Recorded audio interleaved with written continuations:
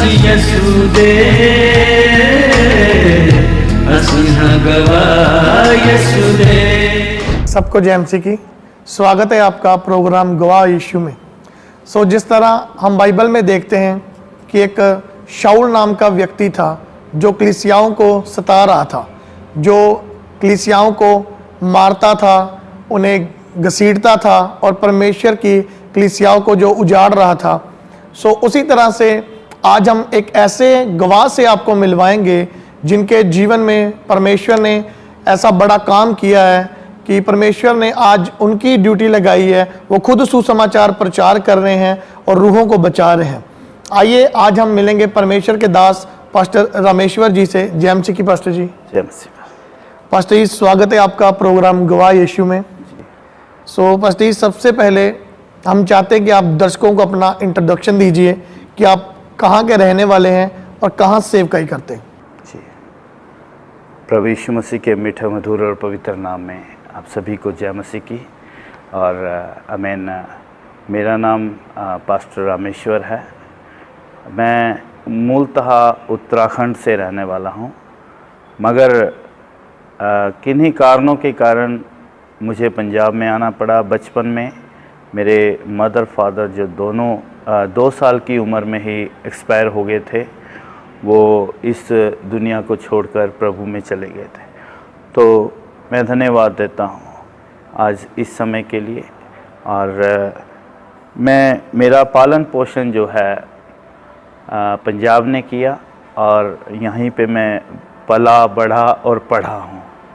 और मेरे परिवार में मेरी पत्नी निशा के साथ 3 बेटे प्रभु ने आशीष के तौर पर मुझे दिए हैं।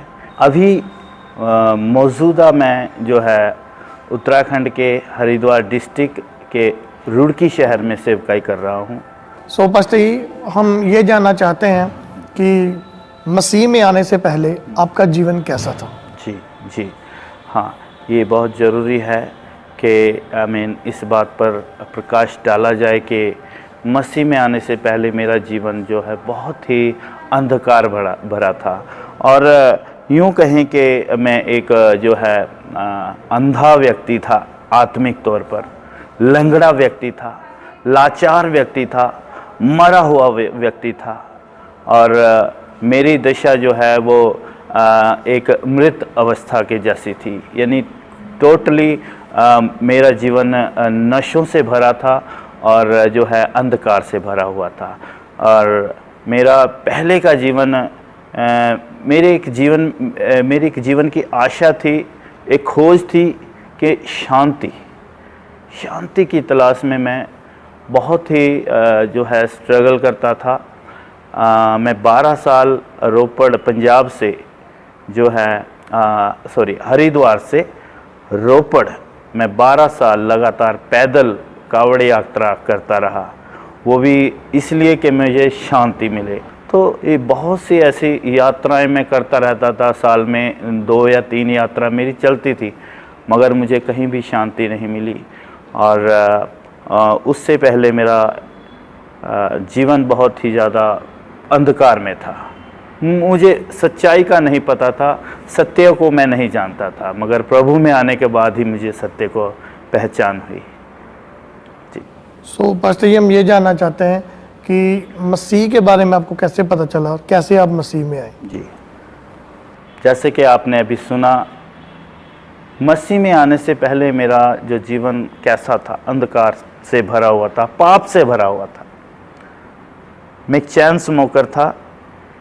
उस समय जब मैं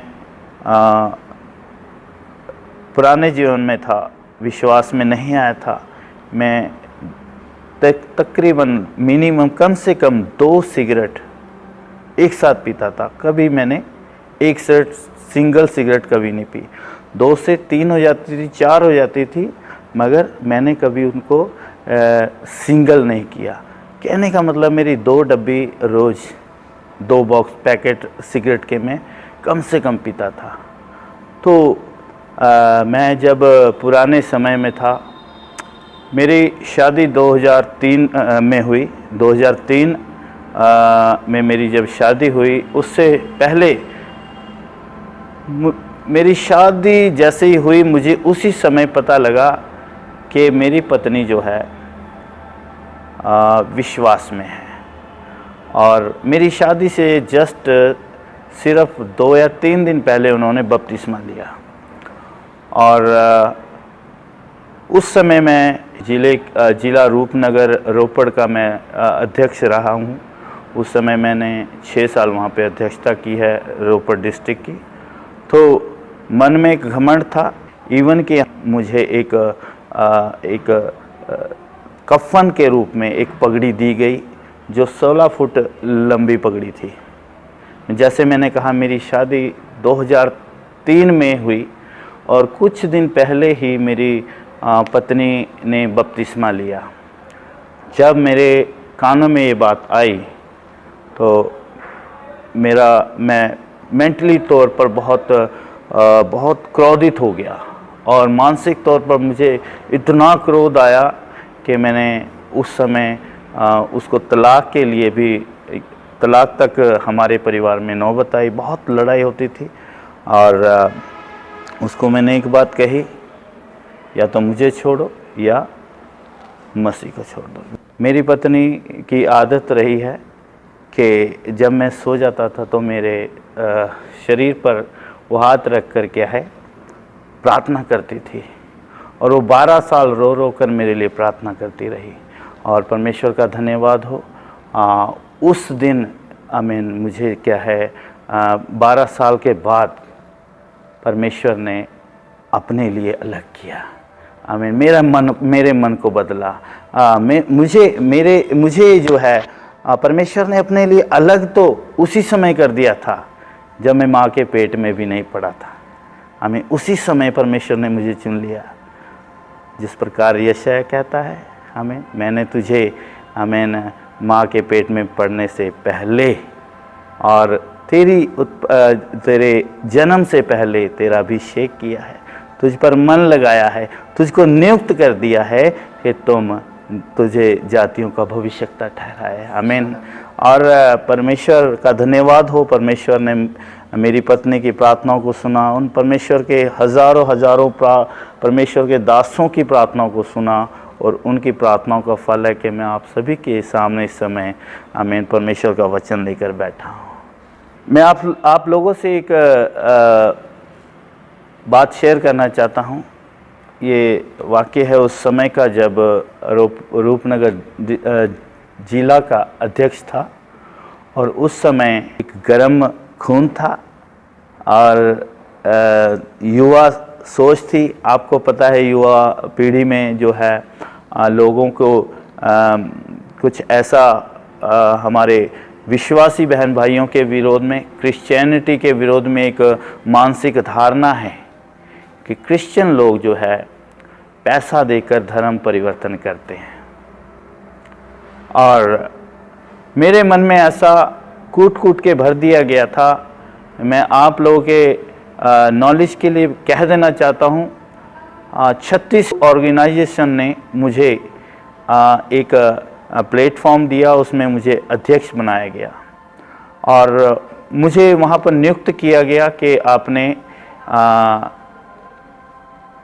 एक चर्च के ऊपर अटैक करना है, एक चर्च को जलाना है। और ये घटना है 2009 की।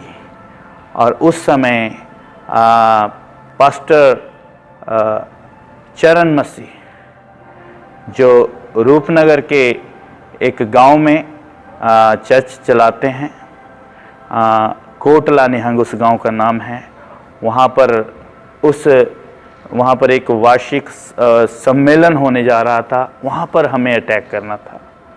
वहाँ पर उस वार्षिक सम्मेलन में बाधा डालनी थी, हमें रोकना था। मगर वहाँ पर जैसे ही हम लोग गए और उस समय हमारा जो है प्रेस के माध्यम से, प्रेस मीडियम के माध्यम से हमारा वाद विवाद चलता था। कभी चरण मसीह ने प्रेस नोट दे दिया, कभी हमारे द्वारा प्रेस नोट चला गया।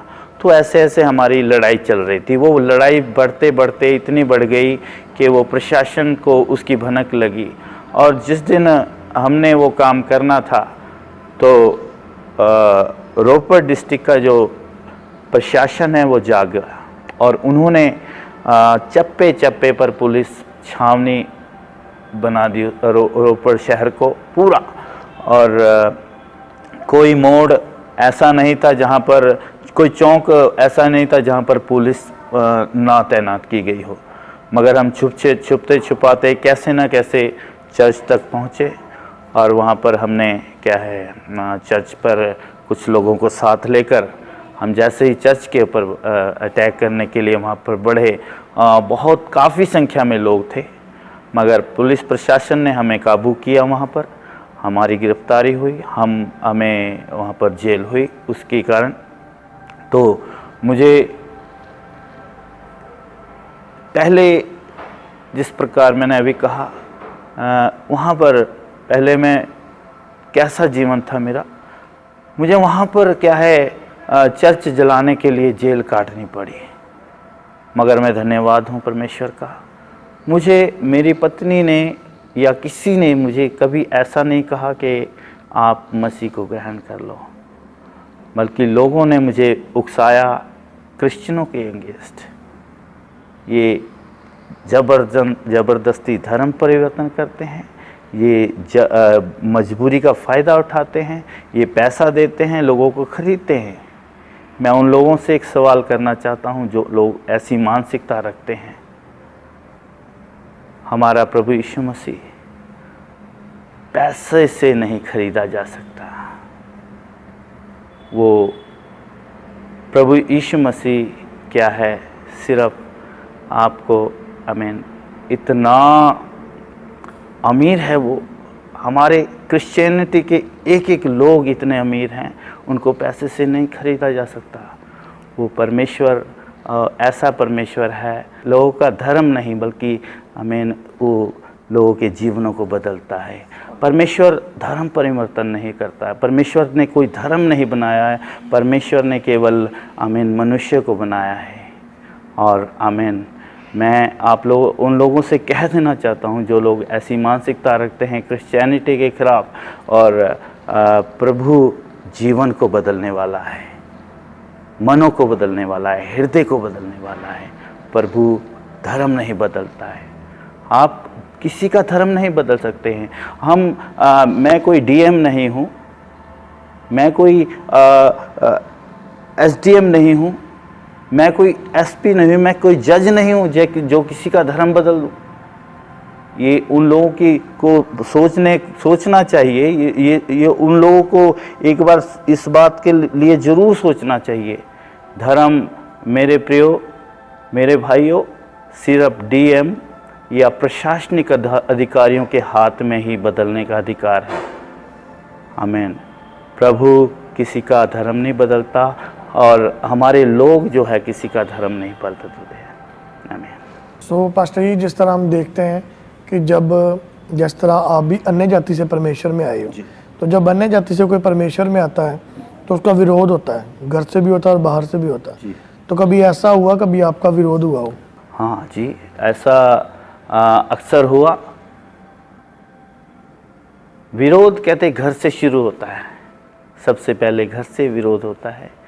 मैंने जैसे कि जब मेरा 2014 में मैं विश्वास में आया, और जब मैं विश्वास में आया मेरे घर वालों ने मुझे मुसलमान कहना शुरू किया। ये तो मुसलमान बन गए, लोगों ने कहना शुरू, रिश्तेदारों के ने कहना शुरू किया, या जो मेरे मित्रगण थे उन्होंने कहना शुरू किया, ये तो मुसलमान बन गए हैं, इनको अब क्या है गाड़ा जाएगा, इनको क्या है दफनाया जाएगा। ये तो ना हिंदुओं में है, ना मुसलमान में है, ना ईसाइयों में है। तो बहुत कुछ बातें उन्होंने कही जिनको सहना पड़ता है। और संसार से जो संसारिक लोग हैं उन्होंने हमारे साथ क्या है व्यवहार करना बंद कर दिया। हमें हमारे रिश्तेदारों ने, हमारे लोगों ने हमारा तिरस्कार किया। हमें अपनाने से हमसे बातें करने से क्या है वो परहेज़ करने लगे। हमारे पड़ोसी जो है हमसे घृणा करते हैं, अभी भी वो हमसे बहुत से लोग जो है नहीं बोलते हैं, मगर आमीन बीच बीच में सताव आए हैं। जब हमने कलीसिया शुरू की 2020 में, तब कुछ लोग आए, 25-30 लोग आए। उन्होंने कहा आप यहाँ पे धर्म परिवर्तन करते हो। मैंने उनको कुछ सवाल पूछे, मगर वो किसी भी बात का जवाब नहीं दे पाए। और हमें प्रभु ने ऐसा अनुग्रह किया उस समय, वहाँ पर जितने लोग थे सभी के मुंह बंद हो गए। मैं एक लीडर होने के नाते उनसे सारे बातें की, कुछ सवाल पूछे, तो वो सब वहाँ पे तितर बितर हुए। बीच बीच में फ़ोन आते हैं, धमकियाँ आती हैं, और हमें वो वहाँ पे आराधना करने से मना किया जाता है, मगर हमारा एक ही जवाब होता है, चाहे आप हमें गोली मार दो, चाहे आप हमें जला दो। और यहाँ तक कि इस बात को जो मेरे बच्चे हैं, मेरी पत्नी है, मेरा परिवार है, वो भी इस बात के लिए हमेशा मुझे उत्साहित करते रहते हैं। बच्चे पूछते रहते हैं, पापा आमीन हमें सुसमाचार के लिए कब जाएंगे, हम सुसमाचार के लिए कब। एक उत्तेजना उनके जीवन में अभी से इतनी है कि आमीन परमेश्वर का सुसमाचार बढ़ाना है। मगर बहुत से उतार चढ़ाव आए हैं और आते रहेंगे। ये सेवकाई है, प्रभु यीशु मसीह का सताव हुआ है तो हमारा तो सताव होगा ही। आमीन।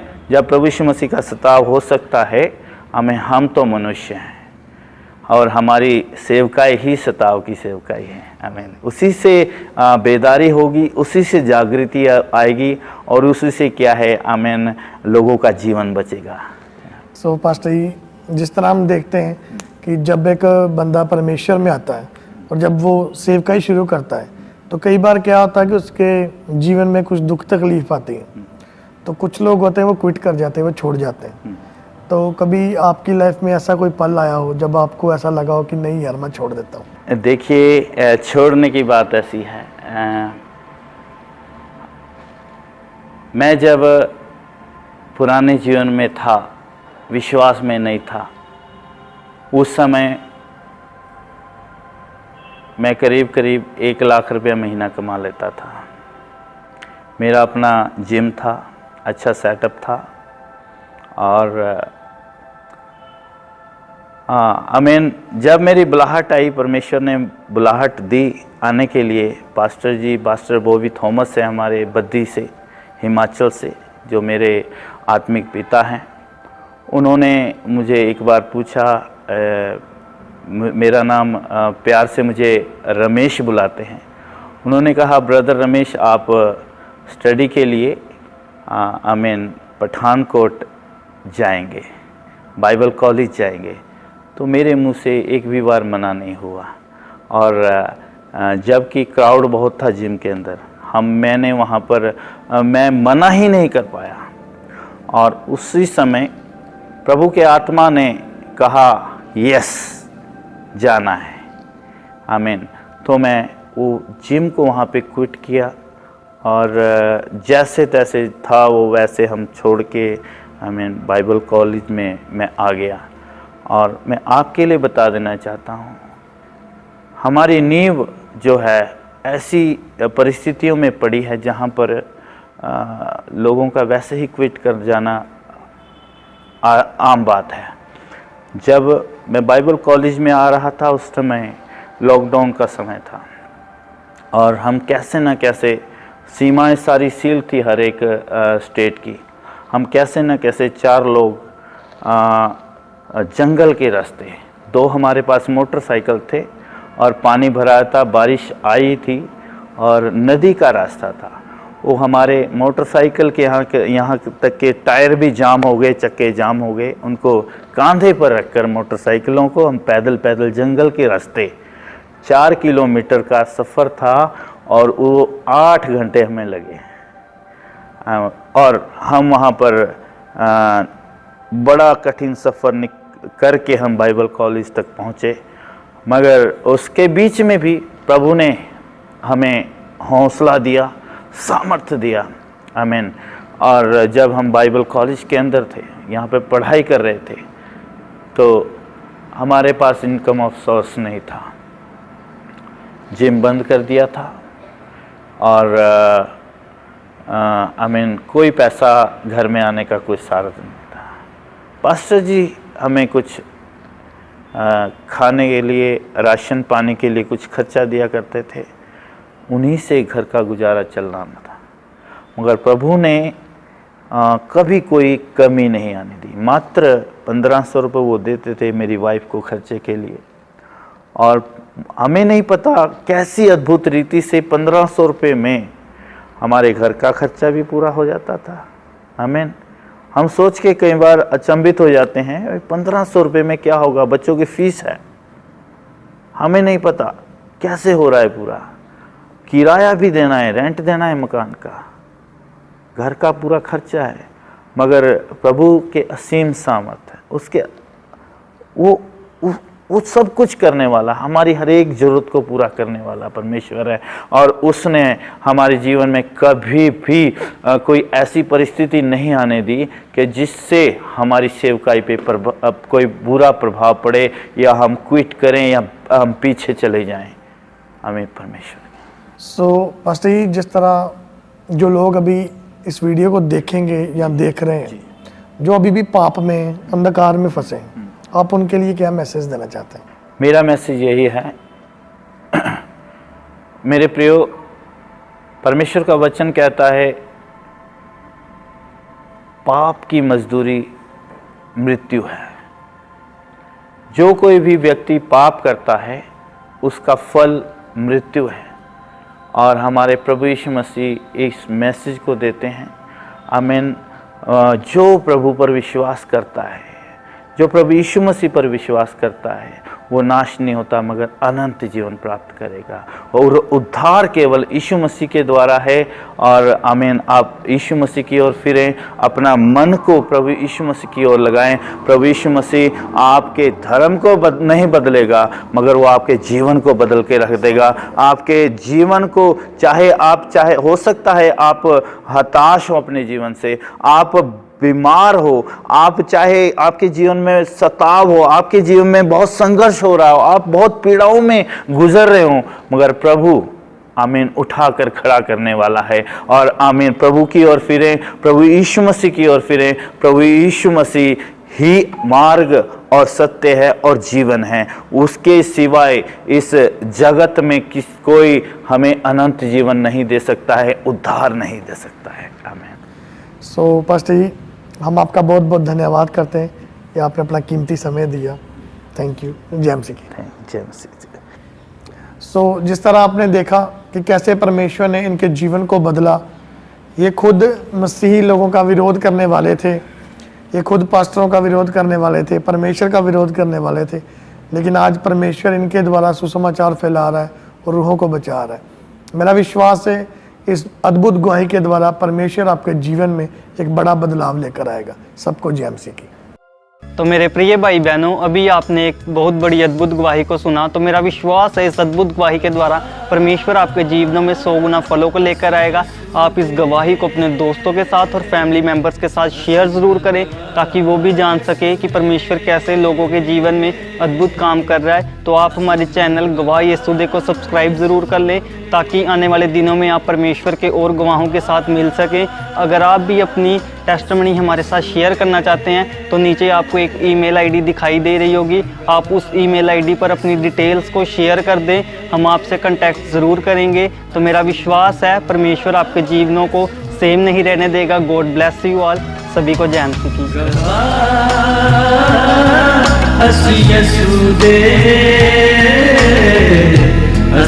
गवाह यीशु दे।